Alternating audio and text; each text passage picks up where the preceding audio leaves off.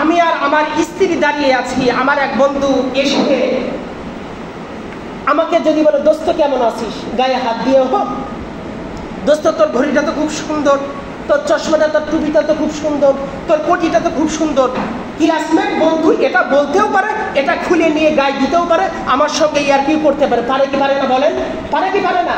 আমার পাশে ওই মুহূর্তে আমার স্ত্রী গায়ে যদি হাত দেয়, অথবা ডার্লিং আই লাভ ইউ কেমন আছে যদি গায়ে হাত দেয়, ওই মুহূর্তে সে যতই আমার কলিগ, কাছের বন্ধু, স্টাফ, কাজিন, যত কিছুই হোক না কেন, একসঙ্গে লেখাপড়া, ব্যবসা, চাকরি, খেলাধুলা সব কিছু করছি, ওই মুহূর্তে আপনার অনুভূতিটা কেমন হবে বলেন তো?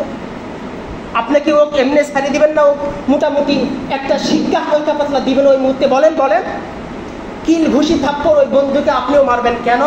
দোস্ত তোর বন্ধু আমি, আমার ওয়াইফ তোর বন্ধু না।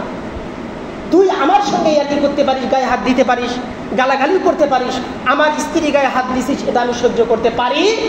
ঠিক তেমনি আমাকে গালি দিলেন, আমার নামে মিথ্যা মামলা দিলেন, জঙ্গি, জিএমবি, জামাত, শিবির যা ইচ্ছা বললেন, অর্থাৎ কোরআনের চাইতে বড় একটা বই আপনি বানালেন, আমার নামে মিথ্যা মামলা। আচ্ছা করলেন, লিখলেন, এরপর সব কিছু আপনি করলেন, যত কিছু আছে কলা কৌশল, সিস্টেম, জ্ঞান, বুদ্ধি আমাকে মাটির সাথে মিশিয়ে দেওয়ার জন্য সব আপনি করলেন, কোনো আপত্তি নাই। কিন্তু যখন আপনি কোরআনের বিরুদ্ধে কথা বলবেন, আল্লাহ রসুলের বিরুদ্ধে যখন কথা বলবেন, তখন আপনি আল্লাহ রব্বুল আলামিন ডাইরেক্ট অ্যাকশন আপনাকে দিবে। কেন দিবে জানেন?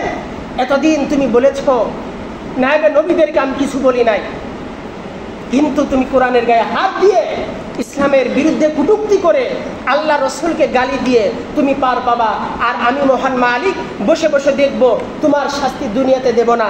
এটা কোনোদিন হতে পারে? আল্লাহ রহমান যেমন আমরা জানি, আল্লাহ কহার এটাও নলেজে রেখেন। আল্লাহ যেমন রহমান, দয়ালু, দাতা, অসীম গুনাহ করার পরও আল্লাহ ভুল করছি মাফ করে দাও, জেনে হোক না জেনে হোক, দিনে হোক রাতে হোক, অঙ্গ প্রত্যঙ্গ, শয়তানের ওয়াসওয়াসা, আল্লাহ মাফ করতে পারেন কিনা? আল্লাহ অবশ্যই মাফ করতে পারেন, মাফ করেও দিবেন। কিন্তু আপনি যখন লিমিট ছাড়া সীমা লঙ্ঘন আপনি যখন করবেন, একটা কথা মনে রাখবেন, কহার যখন নাম ধারণ করবে তখন আমি মোল্লাও কোনো সুযোগ পাবো না। একটা কথা মহান মালিকের সামনে দাঁড়িয়ে, রহমান যেমন, গফফার তেমন, কহারও তেমন, তিনি ভয়ঙ্কর রূপ যখন ধারণ করবেন তখন আর কোনো উপায় আমার আপনার থাকবে, আর কোনো উপায় থাকবে না। এটা শুধু নলেজে রাখতে হবে। সূরা মুমিনের মধ্যে এই আলোচনাতে এসেছে। সম্মানিত দ্বীনি ভাইরা, এজন্যই আমাদের সীমা লঙ্ঘন হয়।